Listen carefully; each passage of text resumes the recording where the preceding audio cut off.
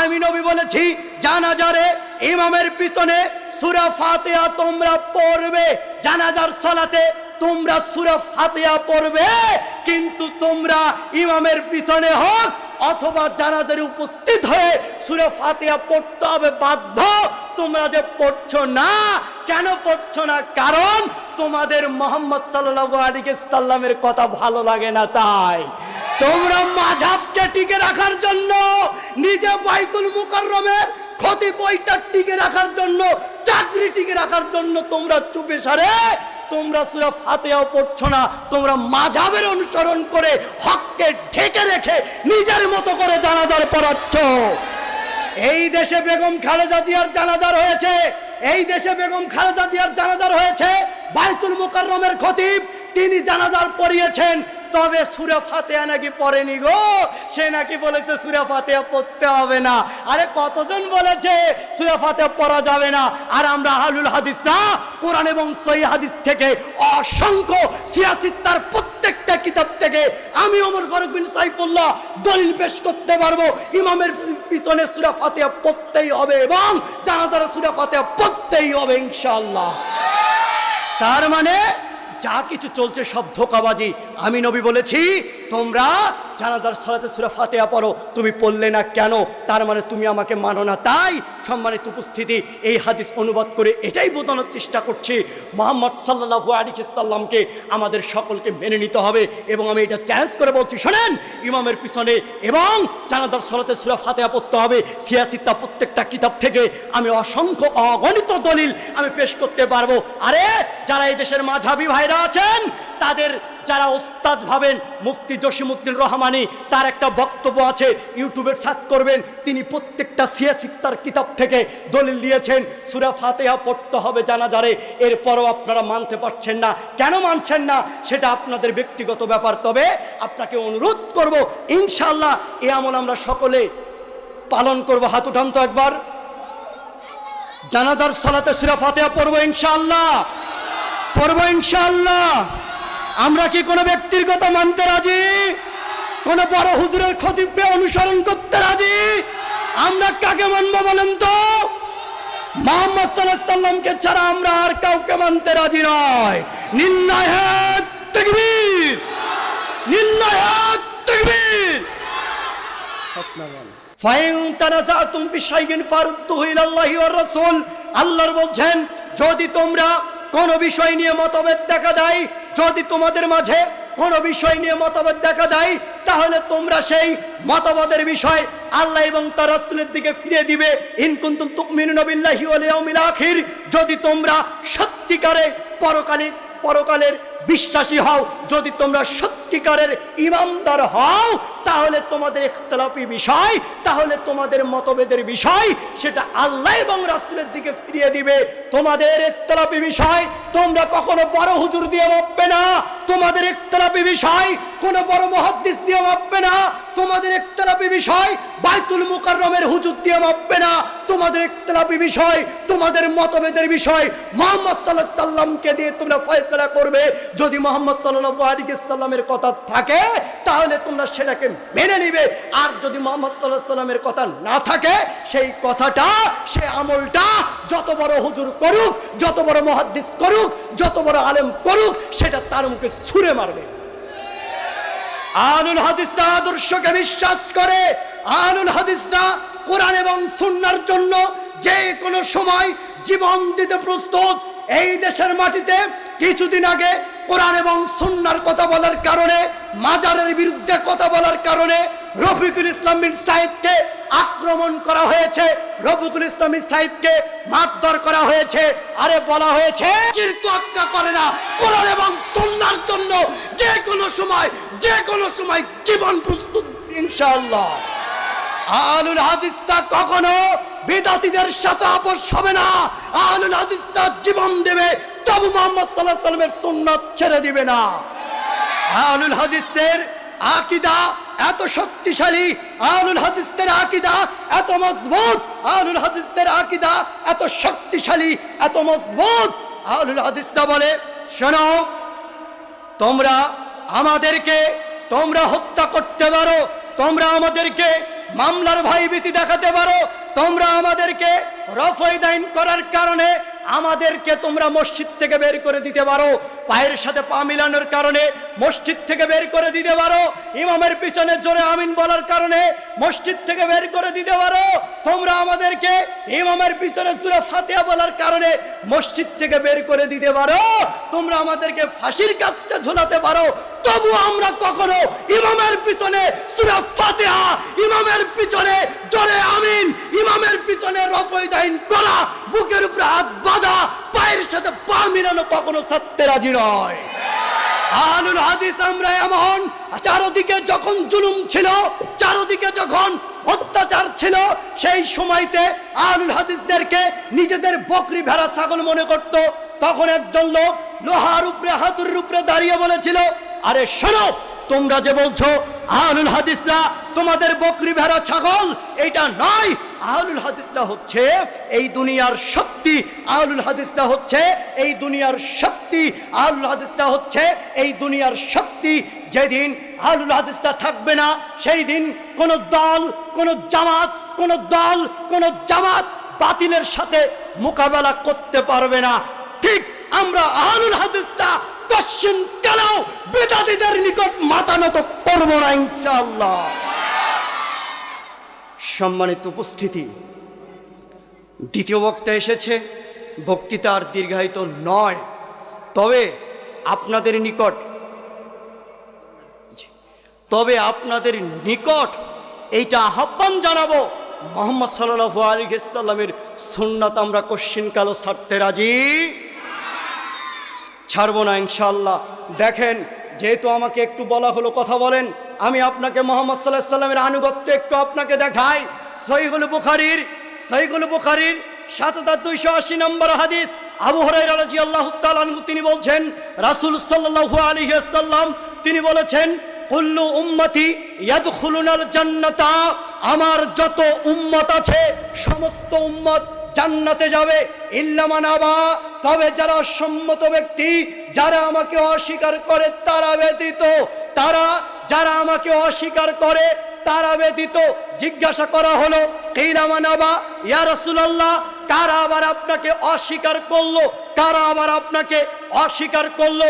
আল্লাহর নবী বলছেন, মান আতওয়ানি দাখালাল জান্নাহ, যেই ব্যক্তি আমার আনুগত্য করলো ও জান্নাতে গেল, ওমান আসানি ফাকাদ আবা, আর যে ব্যক্তি আমার অবাধ্য হলো সে আমাকে অস্বীকার করলো। আমি নবী বলেছি, তোমরা সুদ খেও না, সে খায় কেন, আমাকে মানে না তাই। আমি নবী বলেছি, তোমরা ঘুষ খেও না, কেন খায়, কারণ আমাকে মানে না তাই। আমি নবী বলেছি, বেদাত করো না, আমি নবী বলেছি বেদাত করো না। আমি নবী বলেছি, যখন তোমরা আজান দিবে, আজান দেওয়ার পূর্বে তোমরা যেটা বলছো, আসসালাতু আসসালামু আলাইকা ইয়া হাবিবাল্লাহ, আসসালাতু আসসালামু আলাইকা ইয়া নবী আল্লাহ, তোমরা যেটা বলছো এইটা তো আমি নবী মুহাম্মদ সাল্লাল্লাহু আলাইহি ওয়াসাল্লাম বলিনি।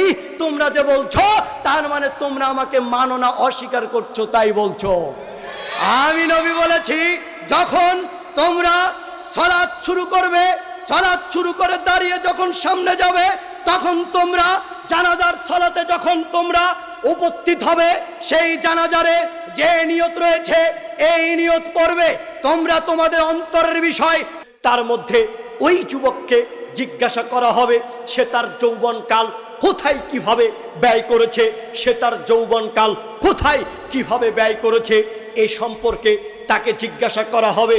দুঃখিত, আমি আপনাকে বোঝাতে পারিনি, এখন আমার বয়স চলছে 30, এখন আমার বয়স চলছে 40। আমি এই 30 বছর জীবনে 29 বছর আমি কি করেছি, কোথায় কিভাবে কাটিয়েছি, সেই দিন বিচারের মাঠে এইটা আমাকে জিজ্ঞাসা করা হবে, তা আমাকে বোঝাতে হবে। আমি 10 তারিখে মঙ্গলবারে, 10 তারিখ বুধবারের দিন, অথবা 1 তারিখে অথবা 2 তারিখে গত মাসে আমি দুপুরবেলা কি দিয়ে খাবার খেয়েছি তা আমার পক্ষে আজকে বলা সম্ভব নয়। তবে বিচারের মাঠে আপনাকে আমাকে 60-70 বছর আপনাকে আমাকে বোঝাতে হবে, সেগুলো বুঝিয়ে দিতে হবে। যদি বুঝিয়ে না দিতে পারি, বিচারের মাঠে 1 ইঞ্চি পা নাড়াতে পারবো না। আল্লাহর নবী বলছেন, সেই দিন যৌবন জীবন বোঝাতে হবে। আজকে যুব সমাজের নৈতিক অধপতন, নৈতিক পদস্খলনে পুরো বিশ্ব ছুঁয়ে গেছে। আমরা লক্ষ্য করি, আমরা দেখি আল্লাহর নবী সাল্লাল্লাহু আলাইহি ওয়াসাল্লামের সেই হাদিস, আল্লাহর নবী সাল্লাল্লাহু আলাইহি ওয়াসাল্লামের চেহারা সম্পর্কে সাহাবীরা বলেছেন আহসানুন নাস, রাসূল সাল্লাল্লাহু আলাইহি ওয়াসাল্লামের কত সুন্দর চেহারা। সেই সুন্দর চেহারায় আল্লাহর নবীর মুখে দাড়ি ছিলেন, সেই সুন্দর চেহারায় আল্লাহর নবীর মুখে দাড়ি ছিলেন। দুঃখজনক হলেও এটা সত্য, আজকে আমরা মুসলমানের বাচ্চা, আজকে আমরা মুসলমান, আমরা এই দাড়ি আমরা মুখে রাখতে পারি না। কেন? এই দাড়ি যখন এই মুখে গাজায় তখন অনেকেই বলে, অনেকেই এইটা চিন্তা করে, আরে মুখে দাড়ি এইটা কেন জানি খ্যাত খ্যাত লাগে, আরে এক সাইডে দাড়ি জ্বালিয়েছে আর এক সাইডে দাড়ি জ্বালায়নি, এইটা তো খারাপ লাগে, তাই ছেলে সে শেভ করে। শুধু এই কারণে নয়, ছেলে অফিসে যাবে, চাকরিতে ঢুকবে, নতুন জয়েন করেছে, সে মুসলমানের বাচ্চা, তার মুখে নাকি দাড়ি ভালো লাগে না, তাই সে দাড়ি শেভ করে চলে যায়। আরে শুধু এইটা নয়, সেই মুসলমানের বাচ্চা যেই মায়ের গর্ভে ছিল সে নাকি মুসলমান, সেই মায়ের গর্ভে ছিল, ওই মায়ে বিবাহর একদিন আগে তার ছেলেকে বলে, বাবা তোমার তো বিয়ে, সেটা তো তুমি জানো, তো তোমার মুখে দাড়ি অনেক বড় হয়েছে, যাও একটু তুমি সুন্দর করে শেভ করে আসো। নিজে টাকা আলমারি থেকে ছেলেকে বের করে দেয়। কথা বলেন না কেন? নিজে আলমারি থেকে বের করে দেয়, যাও দাড়িটা শেভ করে আসো। শুধু এইটাই নয়, বিবাহর একদিন দুই দিন আগে নিজের জন্মদাতা মা, নিজের জন্মদাতা পিতা পর্যন্ত তাকে দাড়ি শেভ করতে বলে। এটাই হলো আমাদের বাংলাদেশের অবস্থা, এটাই হলো সারা পৃথিবীর অবস্থা। আজকে মুসলমানের সন্তান আমরা এই মুখে দাড়ি রাখতে পারি না। কেন? এই দাড়ি মুখে থাকলে নাকি খ্যাত খ্যাত লাগে। মনে রাখবেন, এই দাড়ি আপনাকে রাখতে হবে যে কোনো মূল্যে, এই দাড়ি আপনাকে রাখতে হবে যে কোনো মূল্যে। কেননা রাসূল সাল্লাল্লাহু আলাইহি ওয়াসাল্লামের এটা আদেশ। রাসূল সাল্লাল্লাহু আলাইহি ওয়াসাল্লাম বলেছেন এ কথা, শোনো, তোমরা মুখকে ছোট করো এবং দাড়িকে ছেড়ে দাও। এটা রাসূল সাল্লাল্লাহু আলাইহি ওয়াসাল্লাম তিনি বলেছেন, এটা মুহাম্মদ সাল্লাল্লাহু আলাইহি ওয়াসাল্লামের আদেশ। শুধু তাই নয়, আমরা যদি যুব সমাজের ধ্বংসের কারণের কথা লক্ষ্য করি বলি, তাহলে আমরা দেখতে পাবো আজকে পুরো বিশ্ব দেখছি, আমরা এই বাংলাদেশ থেকে নিয়ে শুরু করে বিভিন্ন দেশ পর্যন্ত আমরা লক্ষ্য করছি, দেখছি বিভিন্ন মাধ্যমে, তা হচ্ছে এই সমাজের অশ্লীলতা। এই অশ্লীলতা দিয়ে আমাদের পুরো সমাজ পরিপূর্ণ হয়েছে, অশ্লীলতা দিয়ে আমাদের পুরো সমাজ নষ্ট হয়েছে। রাসূল সাল্লাল্লাহু আলাইহি ওয়াসাল্লাম একদা পথ চলতেছিলেন, এই সময় ইবনে ওমর রাদিয়াল্লাহু তাআলা আনহু তার সাথে ছিলেন। ইবনে ওমর রাদিয়াল্লাহু তাআলা আনহু আল্লাহর নবীর দিকে লক্ষ্য করলেন, দেখলেন আল্লাহর নবী দুই আঙ্গুল তার কানের মধ্যে ঢুকে দিয়েছেন, প্রবেশ করে দিয়েছেন এবং বের করে বলছেন, ইবনে ওমর তুমি কি কোনো কিছু শুনতে পাচ্ছ? তখন উত্তরে তিনি বলছেন, না আল্লাহর নবী, আমি কোনো কিছু শুনতে পাচ্ছি না। আল্লাহর নবী বললেন, আমি কানের মধ্যে এজন্য আঙ্গুল দিয়েছি কারণ আমি বাদ্যযন্ত্র আওয়াজ আমি শুনছিলাম, তাই আমি কানের মধ্যে আঙ্গুল দিয়েছি। দুঃখজনক হলেও এটা সত্য, আজকে মুসলমানের বাচ্চা যেই মুসলমানের ঘরে জন্মগ্রহণ করে, যেদিন সে মুসলমান ঘরে জন্মগ্রহণ করেছে, জন্মগ্রহণ করার পরে পরেই তার কানে আজান দেওয়া হয়েছে, সেই 7 দিনের মাথায় নাম সুন্দর করে আকিকা করে তার নামে রাখা হয়েছে, মুসলমানের নাম রাখা হয়েছে। 7 দিনের মাথায় আকিকা করে সেই মুসলমান ঘরে জন্মগ্রহণ করেছে মুসলমানের বাচ্চা। এই মুসলমানের বাচ্চা রাত্রে যখনই ঘুমায়, যে কানে আজান দেওয়া হয়েছে, যেই কানে জন্মের পরেই আজান দেওয়া হয়েছে, এই মুসলমানের বাচ্চা রাত্রেবেলায় কানে হেডফোন দিয়ে ঘুমায়। এই মুসলমানের বাচ্চার কানে হেডফোন না দিলে রাত্রেবেলায় ঘুম ধরে না। বোকা ছেলে, তোমার বাপ তোমাকে ফোন কিনে দিয়েছে, দিনরাত 24 ঘন্টা তুমি টিকটক গান বাজনা নিয়ে তুমি ব্যস্ত থাকো। তোমার বাপ হজ করতে গিয়েছে, হজে যাওয়ার আগে তুমি তোমার বাপের কাছে আবদার করেছিলে, আব্বু আমাকে একটা টেলিভিশন কিনে দিয়ে যাও, আব্বু 42 ইঞ্চি একটা টেলিভিশন কিনে দিয়ে যাও।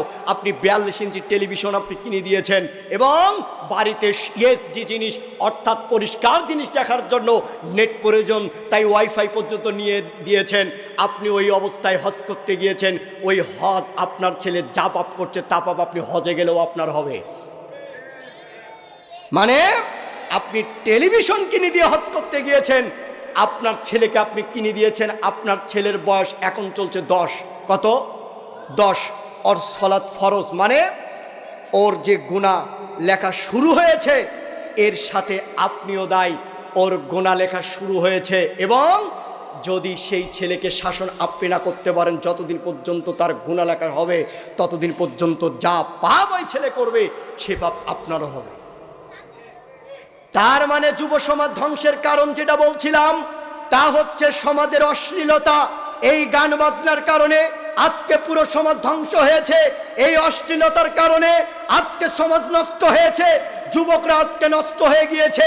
এই গান বাজনা সম্পর্কে রাসূল সাল্লাল্লাহু আলাইহি ওয়াসাল্লাম তিনি বলছেন, লা ইয়াকুনান্না মিন উম্মতি আকওয়ামুন ইস্তাহিলুল হিরা ওয়াল হারিরা ওয়াল খামরা ওয়াল মাযিফা।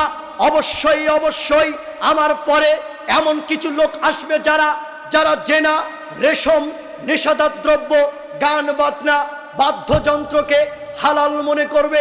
ইবনে আব্বাস রাদিয়াল্লাহু তাআলা আনহু বলেন, রাসূল সাল্লাল্লাহু আলাইহি ওয়াসাল্লাম বলেছেন, লা তাবিউল কাইনাতি ওয়ালা তাশতারুহুন্না ওয়ালা তুআল্লিমুহুন্না ওয়া সামানুহুন্না হারামুন।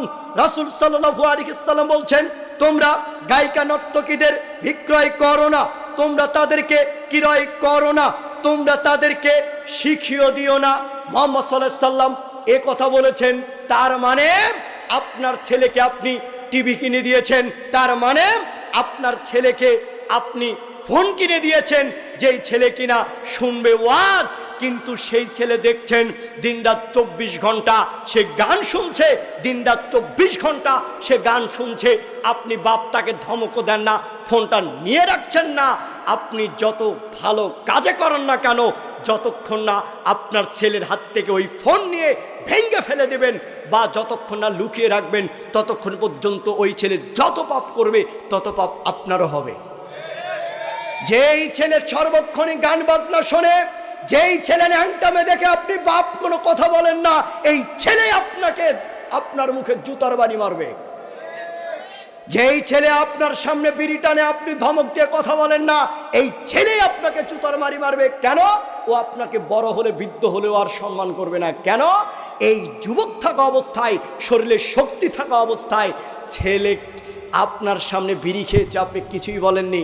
যখন বৃদ্ধ হবেন ওই ছেলে আপনাকে বৃদ্ধাশ্রমে রেখে আসবে।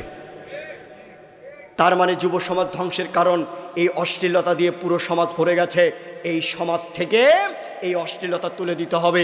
প্রত্যেকটা মসজিদের খতিব সাহেব মেম্বারে দাঁড়িয়ে এ কথা বলবে, শোনেন আমি আপনাদের গ্রামের ইমাম হিসাবে আমি এ কথা বলছি, যেই বাড়িতে গান বাজনা বাদ্যযন্ত্র বাজবে, যেই বাড়িতে গান বাজনা বাদ্যযন্ত্র বাজবে, আমি যদি শুনতে পারি এইটা কুদ্দুস মিয়ার বাড়িতে বাজতেছে, ওই কুদ্দুস মিয়া যদি মৃত্যুবরণ করে তার জানাজারে আমি ইমাম অংশগ্রহণ করব না।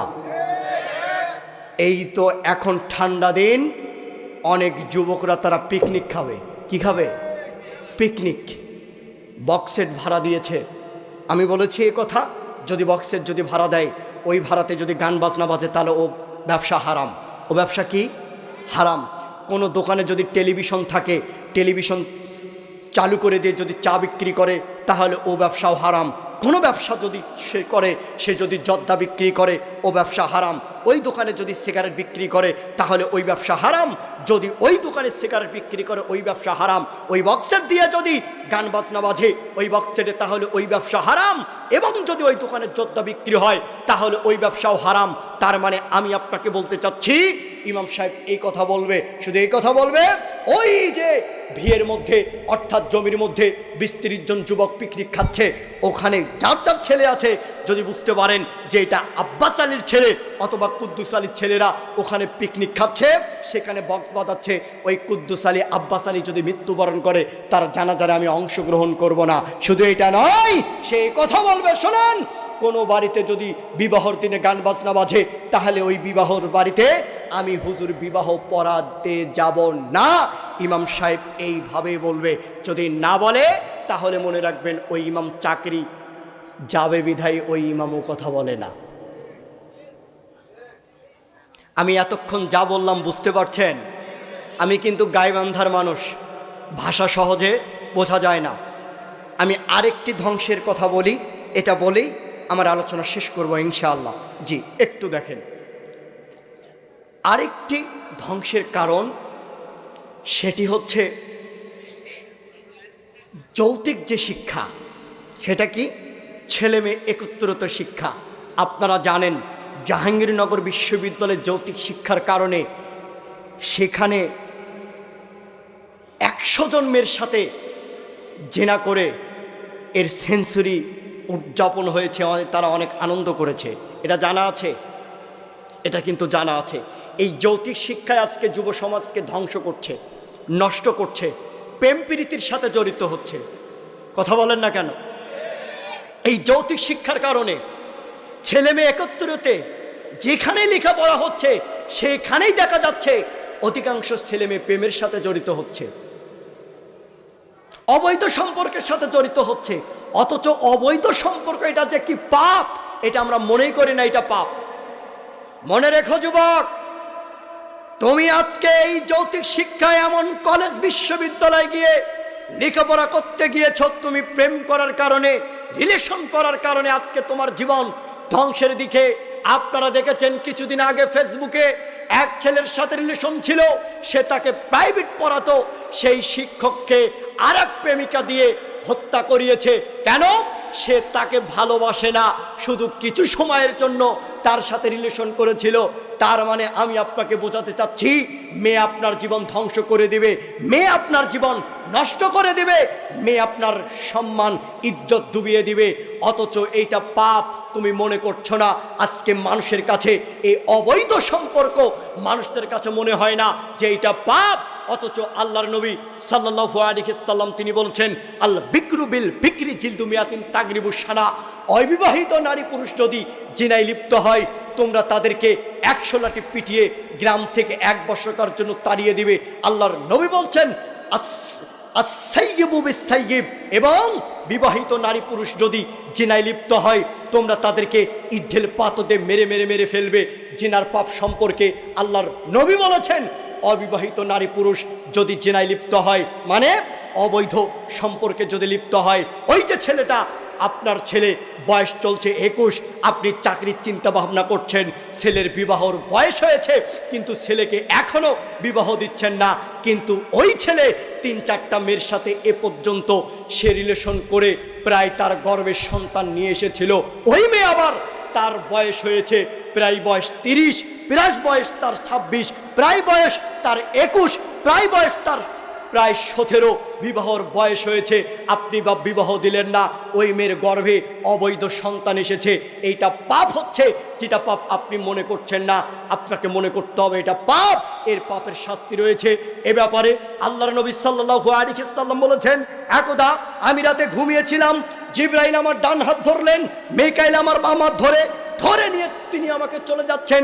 যেতে যেতে দেখি অনেক মানুষ আসাদুসায় ইন্তিখফান ফুলে ফেপে বিশাল বিশাল আকৃতি ধারণ করে আছে, 50 হাত 100 হাত উঁচু উঁচু হয়ে আছে। ওয়াংতানাগু রিহান, দুর্গন্ধে টিকা যায় না, এত গন্ধ। কান হুয়াল হুমুল মারিজ, মনে হচ্ছে যেন গ্রামের টয়লেট, গণশৌচাগার, যে গণশৌচাগার পরিষ্কার করা হয় না, গন্ধে টেকা যায় না। সেখানে দেখলাম অনেকেই ফুলে ফেপে বিশাল বিশাল আকৃতি ধারণ করে আছে। ওখানে আমি জিবরাইলকে জিজ্ঞাসা করলাম, মান হাউলাই, এ কি, এরা কারা, ছি ছি ছি, এত কেন গন্ধ? তখন জিবরাইল আলাইহিস সালাতু ওয়াস সালাম বলছেন, ইয়া রাসূলুল্লাহ, এরা হচ্ছে ব্যভিচার, ব্যভিচারিণী। এ কথা মুহাম্মদ সাল্লাল্লাহু আলাইহি ওয়াসাল্লাম তাকে বলেছেন। মুহাম্মদ সাল্লাল্লাহু আলাইহি ওয়াসাল্লাম বলেন, আমি রাতে ঘুমিয়েছিলাম, জিবরাইল আমার ডান হাত ধরলেন, মিকাইল আমার বাম হাত ধরলেন, ধরে তিনি আমাকে নিয়ে চলে যাচ্ছেন। যেতে যেতে দেখি অনেক মানুষ, সেখানে একটি মানুষ লক্ষ্য করলাম, দেখলাম এবং দেখলাম একটা গর্ত, সেখানে সেখানে আগুন ধাঁধা ধাঁধা ধাঁধা করে উপরের দিকে চলে যাচ্ছে। উপরের দিকে উঠিলে মনে হচ্ছে যেন দুইজন দুদিকে সে চলে যাবে, এমন দেখলাম। আল্লাহর নবী বলছেন, আমি সেখানে দেখি নারী এবং পুরুষ উলঙ্গ অবস্থায় এইভাবে জমা হয়ে আছে। যখন আগুনটা উপরের দিকে উঠছে, সব উপরের দিকে আস্তে আস্তে উঠছে, উপরের দিকে উঠলে মনে হচ্ছে যেন দুইজন দুই দিকে ছিটে পড়ে যাবে, কিন্তু না। সেখানে আমি জিবরাইলকে জিজ্ঞাসা করলাম, মান হাউলাই, জিবরাইলের কারা? জিবরাইল বলছেন, ওহামদ সোনাত, এরা হলো ব্যভিচার, ব্যভিচারিণী। তার মানে অবৈধ সম্পর্ক, এটার শাস্তি রয়েছে। একটা সবাই একবার হাত উঠান তো, লিল্লাহে তাকবীর, লিল্লাহে তাকবীর। লিল্লাহি তাকবীর। হাত নামান। যুব সমাজ ধ্বংসের কারণে আরেকটি যেটা বললাম, সেটা কি বললাম বলেন তো? যৌতিক শিক্ষা, অবৈধ সম্পর্ক। সে অবৈধ সম্পর্কে এসে দুইটা হাদিস অনুবাদ করলাম। জি, আর একটা হাদিস অনুবাদ করে আমার আলোচনার শেষের দিকে যাচ্ছি। খুব মনোযোগ সহকারে শোনেন। দেখেন, অবৈধ সম্পর্ক, এটা শাস্তির ব্যাপারে মুহাম্মদ সাল্লাল্লাহু আলাইহি সাল্লাম যেহেতু বলেছেন যে এইটা পাপ, এইটা পাপ, তো পাপেই এর শাস্তি হচ্ছেন যারা ছেলে মেয়ে একত্রিতভাবে জমা হয়ে আছে অবৈধ সম্পর্কের কারণে। তার মানে এই অবৈধ সম্পর্ক হচ্ছে জেনা। মনে রাখবেন, এই জিনার পাপ যদি আপনি জড়িত হন, আপনার সাথে যদি জেনার সম্পর্ক থাকে, তাহলে আল্লাহ আপনার দোয়া কবুল করবেন না। ওসমান ইবনে সামিদ রাদিয়াল্লাহু তাআলা আনহু বলেন, রাসূল সাল্লাল্লাহু আলাইহি ওয়াসাল্লাম বলেছেন, তুফতালা আবু সামাইল ইসফাল্লাইলি, যখন অর্ধেক রাত হয় আকাশের দরজাগুলোকে খুলে দেওয়া হয়, ফায়ুনাদি মুনাদি, তখন আল্লাহ আহ্বান করে বলেন, হাল মিন দাইন ফাস্তুজাবু লাহু, কোন প্রার্থনাকারী আছো কি আমার নিকটে প্রার্থনা করবে, আমি আল্লাহ তার প্রার্থনাকে কবুল করব। হাল মিন মাকরুমিন ফাইফরজু আনহু, কোন সংকটে নিমজ্জিত ব্যক্তি আছো কি আমার নিকটে সংকট থেকে উদ্ধার চাবে, আমি আল্লাহ তাকে উদ্ধার করব। হাল মিন সাইলিন, কোন সাহায্য প্রার্থী ব্যক্তি আছো কি আমার নিকটে সাহায্য চাবে, আমি আল্লাহ তাকে সাহায্য করব। আল্লাহর নবী বলছেন, এই সময় যদি কোন মুসলিম ব্যক্তি আল্লাহর দরবারে দোয়া করে, আল্লাহ সেই দোয়া কবুল করে নেবেন। তবে যেই সমস্ত নারী পুরুষের জিনার সাথে সম্পর্ক আছে, ওই সমস্ত নারী পুরুষ যদি আল্লাহর দরবারে দোয়া করে, তাদের দোয়া আল্লাহ কবুল করবেন না। এটা জেনার শাস্তি আপনাকে বোঝালাম। জেনার শাস্তি কি? আপনি যদি আল্লাহর দরবারে দোয়া করেন, সেই দোয়া আল্লাহ কবুল করবে না। তার মানে জেনা করার কোনো সুযোগ নেই। বিবাহ করার আগে যদি আপনার ছেলে মেয়ে জেনায় লিপ্ত হয়, তাহলে তাদেরকে যদি প্রকাশ পেয়ে যায়, 100 লাঠি পিটিয়ে গ্রাম থেকে 1 বর্ষের জন্য তাড়িয়ে দিতে হবে। দ্বিতীয়, বিবাহ করার পরে যদি কোনো নারী পুরুষ জেনায় লিপ্ত হয়, তাদেরকে ইট ঢেলে পাথর দিয়ে মেরে ফেলতে হবে। তাদের বেঁচে থাকার কোনো সুযোগ নেই। জি, একটা দলিল শোনেন। জাতু ইমরাতুন গামেদিয়া, একজন গামের সম্প্রদায়, একজন মহিলা এসে বলছেন, তাহিরিনী ইয়া রাসূলুল্লাহ, আমাকে পবিত্র করুন। নবীজি বলে, ইরজি, তুমি ফিরে চলে যাও, ফাস্তাগফিরুল্লাহ, আল্লাহর কাছে তওবা করো, ওয়াতুবু ইলাইহি, আল্লাহ তোমার তওবা কবুল করবে। তখন মহিলা বলছেন, তুরিদু আনতারদুদানি কামা রাদাত্তা মাইস ইবনে মালিক, হে আল্লাহর নবী, আপনি মাইস ইবনে মালিককে যেভাবে ফিরিয়ে দিয়েছিলেন সেভাবে আমাকে ফিরিয়ে দিতে চাচ্ছেন। ইন্নাহা হুবলা মিনাজ জিনা, এই দেখুন আল্লাহ রাসূল, আমার পেট উঁচু হয়ে আছে অবৈধ সন্তানে। আল্লাহর নবী সাল্লাল্লাহু আলাইহি সাল্লাম তাকে বললেন, সত্যি কি তুমি জিনা করেছো? ওই মহিলা এই কথা বলেছেন, জি আল্লাহর নবী, দেখেন আমার পেট উঁচু হয়ে আছে অবৈধ সন্তানে। আল্লাহর নবী বললেন, যাও, তুমি ফিরে চলে যাও, যখন তোমার বাচ্চা প্রসব হবে তখন তুমি এসো। মহিলা চলে গেলেন, বাচ্চা প্রসব হয়েছে, ন্যাকড়ার মধ্যে মুড়ে নিয়ে এসেছে। ন্যাকড়া মানে আমাদের গাইবান্ধার ভাষায় বলে, যাকে আমরা বলি তেনা। ওই ন্যাকড়ার মধ্যে মুড়ে নিয়ে এসে আল্লাহ রাসূলের কাছে এসে পেশ করছেন। আল্লাহ রাসূল, দেখেন আমার বাচ্চা প্রসব হয়েছে, এখন আপনি আমার বিচার করে দিন। আল্লাহ নবী সাল্লাল্লাহু আলাইহি সাল্লাম বললেন, যাও, তোমার বাচ্চাকে তুমি দুধ পান করাও। মহিলা চলে গেলেন, 2 বছর দুধ পান করালেন, এবং সেই বাচ্চা রাতে ফিয়াদি ফি খুবজিন, একটি রুটি ধরিয়ে দিচ্ছেন মা, কারণ মা বোঝাতে চাচ্ছেন বাচ্চা নিজ হাতে খাবার খেতে পারে। আল্লাহর নবীর নিকটে এসে বাচ্চাটা সহকারে পেশ করলেন। আল্লাহর নবী, দেখেন আমার বাচ্চা নিজ হাতে খাবার খেতে পারে। আল্লাহর নবী ওই শিশু বাচ্চাটাকে একজন মুসলিম ব্যক্তির কাছে সমর্পণ করলেন। এরপর সাহাবীদেরকে বললেন, সাহাবীরা, ইযহাবু বিহা, যাও মহিলাকে মাঠে নিয়ে যাও, ওয়ালা সাদরিহা, বুক পর্যন্ত পুঁতে দাও, ফারজামুহা, তারপর তোমরা তাকে ইট ঢেল পথতে মেরে ফেলো। সাহাবীগণ বলেন, আমরা তাকে মাঠে নিয়ে গেলাম, মাঠে নিয়ে গিয়ে বুক পর্যন্ত পুঁতে দিলাম, চতুর্দিক থেকে পাথর মারতে লাগলাম। খালিদ বিন ওয়ালিদ বলেন, আমি একটা পাথর নিয়ে তার মুখের উপরে মেরে দিলাম, মারার সাথে সাথে রক্ত ছিটে আমার শরীরে আসলো। ছি ছি ছি, একজন জিনাকারী মহিলার রক্ত আমার শরীরে আসলো, ছি ছি ছি, একজন জিনাকারী মহিলার রক্ত আমার শরীরে আসলো, হয়তো এই রকম হবে। আল্লাহ নবী বলছেন, খালিদ, তুমি মহিলাকে গালি দিও না, লাকাত তাওবাতান সাহিব মাকসুন গুফিরা লাহু, খালিদ, এই মহিলা এমন তওবা করেছে, পৃথিবীর বড় থেকে বড় পাপী যদি এমন তওবা করে, খালিদ, তার পাপ ক্ষমা হয়ে যাবে। খালিদ, তুমি তাকে গালি দিও না। আল্লাহর নবী তার পাপ ক্ষমা হয়েছে বিধায় তার জানাজার করলেন, তার কাফন দাফন করলেন। এই হাদিস প্রমাণ করে বিবাহ করার পরে জেনায় লিপ্ত হলে বেঁচে থাকার কোনো সুযোগ নাই। আরেকটি শাস্তির কথা বললাম, অবিবাহিত থাকা অবস্থায় যদি ছেলে মেয়ে চেনা করে তাহলে তাকে কি করতে হবে? 100 লাঠি পিটিয়ে গ্রাম থেকে 1 বর্ষকার জন্য কি করতে হবে? তাড়িয়ে দিতে হবে। তার মানে যুব সমাজের ধ্বংসের কারণ শুধুমাত্র আমি 3টা উল্লেখ করেছি। এক, প্রথমত যে কারণ সেটি হচ্ছে আপনার গান বাজনা, সমাজের অশ্লীলতা, এখান থেকে বের হয়ে আসতে হবে, এটা একটি। দ্বিতীয় যে কারণ সেটি হচ্ছে আপনার যৌক্তিক শিক্ষা। তৃতীয় যে কারণ, সেই কারণের একটির কথা আমি উদাহরণ দিয়ে বলেছি, সেটি হচ্ছে মুহাম্মদ সাল্লাল্লাহু আলাইহি সাল্লামের আদর্শ। মুহাম্মদ সাল্লাল্লাহু আলাইহি সাল্লামের আদর্শ যেটা তিনি যেভাবে বলে গেছেন, যেটা তিনি যেভাবে করতে বলেছেন, সেটা আপনাকে আমাকে সেভাবে করতে হবে। যুবক, তোমাকে বলি, এই দাড়িকে তুমি ঘৃণা করিও না। এই দাড়ি তোমাকে, তোমার চেহারা আরো সুন্দর করবে। এই দাড়ি তোমার চেহারা আরো সুন্দর করবে। তুমি দাড়ি রেখে দেবে, টাকনুর নিচে কখনো কাপড় পরিধান করবে না। এবং যেটা আজকের এদেশের মাটিতে আমাদের নিকট, সকলের নিকট চলে, ফ্যাশন হিসাবে চলে, সেটা হচ্ছে বিড়ি সিগারেট। সেটা কি? বিড়ি সিগারেট। এটা একটা ছেলেদের জন্য ফ্যাশন। মানে বিড়ি সিগারেট না খেলে মনে হচ্ছে যেন কোনো মেয়ের সাথে রিলেশনও করবে না।